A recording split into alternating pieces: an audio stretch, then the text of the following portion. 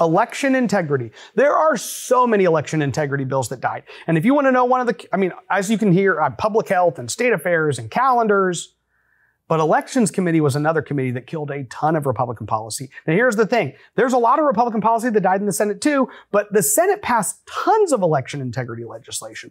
So let's go through the list. Senate Bill 990 by Bob Hall eliminated countywide polling. This is one of the programs that was initially established in blue counties that came up with it, makes it much harder to audit your elections because all of these voters across the air are voting everywhere. And this says, hey, you have to vote in your precinct, which is a much easier election to then audit and monitor. It's much harder to steal and to cheat. Eliminate countywide polling, passed the Senate in late April, never even got a hearing, was killed by Reggie Smith in the Elections Committee. Senate Bill 397 by Bob Hall and Representative Brian Harrison had the House companion, requiring early voting tapes to be printed. Very simple. Print the tapes when the early votes are taken before Election Day. Passed the Senate in late April, never even got a hearing in the House. Reggie Smith, the Elections Committee, killed that. Senate Bill 921 by Brian Hughes bans ranked choice voting, which was this liberal idea to convince red states to allow more liberals to be elected statewide. Passed the Senate in late March. Guys, this is like, if you're a basketball guy, the first, second, third, fourth quarter, they're passing this in the second quarter of the legislative session, and the House had to sit on it for a long time. Never even heard. Reggie Smith killed that bill.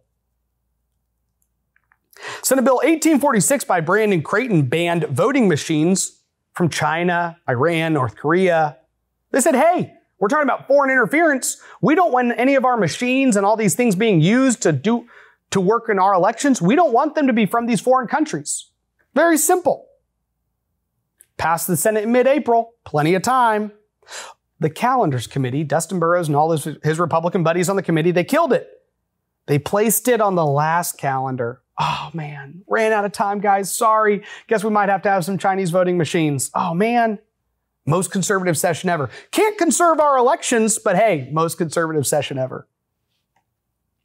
Senate Bill 910 by Paul Betancourt, the Election Transparency Act, made local governments provide government documents related to election contests. You have these local governments who are delaying the release of documents when you have a lawsuit that's filed against them. And this said, hey, you gotta release these documents in a timely manner.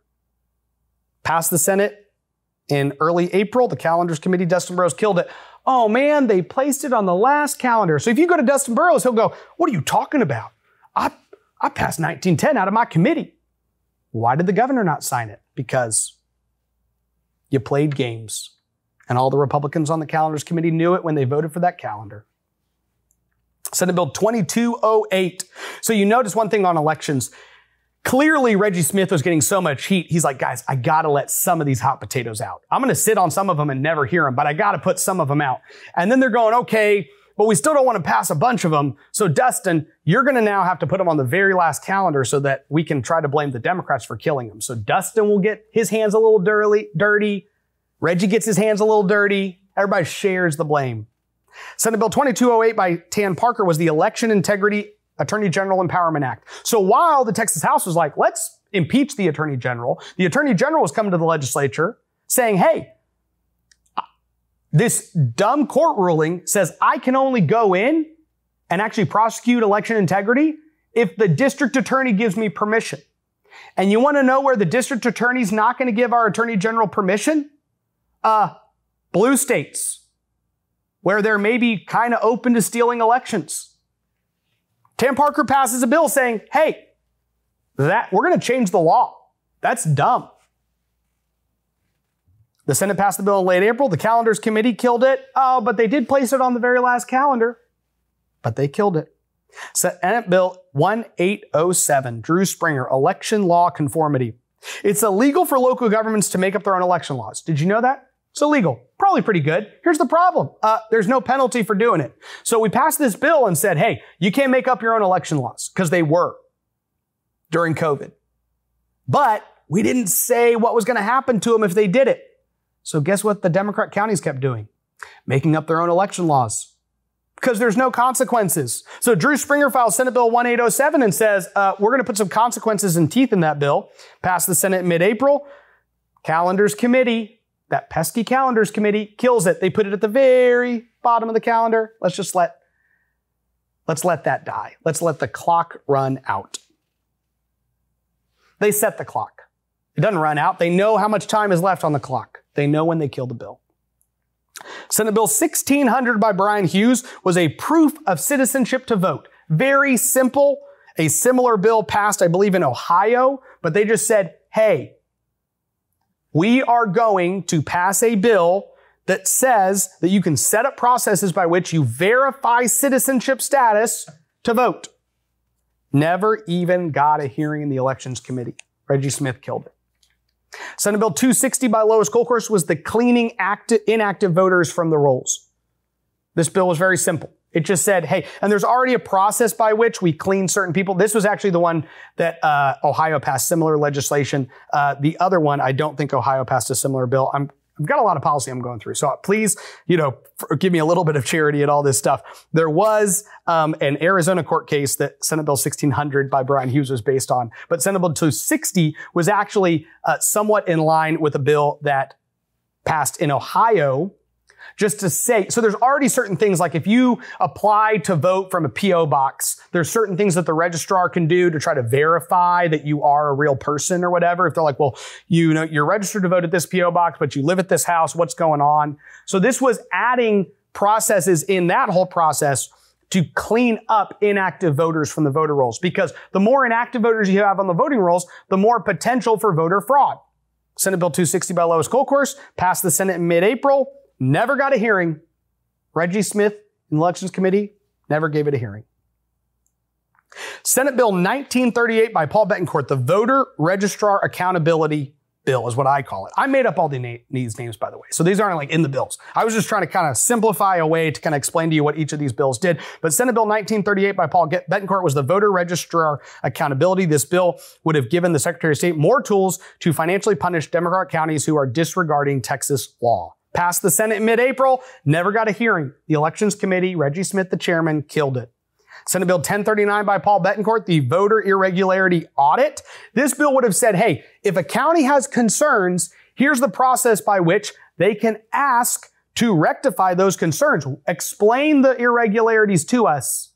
Elections Commission, the local elections administrator. And then if they're unsatisfied with the answer, if this person's like, well, this is why, it says 100 people voted, but really 90 people voted, and we're trying to explain this whole situation to you, and they go, yeah, none of that makes sense.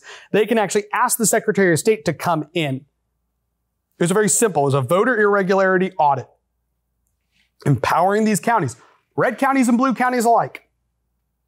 It passed the Senate in mid-April, was severely delayed in the Elections Committee by Reggie Smith. It was clearly one of those bills that he's like, well, I just want to pass this so my hands only have a little blood on them. The Calendars Committee kills it. Oh, but they did place it on the very last calendar, knowing it was going to die. Sorry, guys, clock ran out, but I still can tell people I voted for it. Very sinister.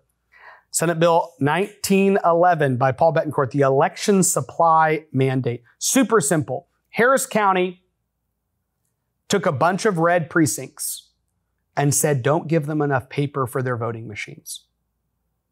And the judge, I know some of these people who show up to help run their elections for their precinct and call down to the elections headquarters and say, I'm going to run out of paper at like 11:30.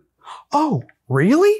Wow. We didn't realize that. We had no idea that your precinct actually always votes way more voters than the paper we gave you.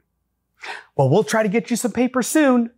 Oh man, we can't get out there for a while, sometime this afternoon. So for hours, no one can vote in your red precinct. This happened. I'm not telling you what they could do. I'm telling you what they did. And Paul Betancourt said, Senate Bill 1911 is going to say, you have to supply these precincts. This bill passed the Senate in mid-April, was heard in the House Committee on Elections in early May. Then the committee sat on it and never voted it out. They heard it. At least they gave this one a hearing. I guess they didn't like what they heard. They heard it and was like, man, these Democrat counties are doing this. It's horrible. Should we pass a bill that says they have to give them paper? I don't know. Most conservative session ever, you can't conserve the right for someone to show up to their precinct and know they can actually cast a vote. Okay. I don't know what kind of I don't know what the word conservative means to House leadership in the Texas House.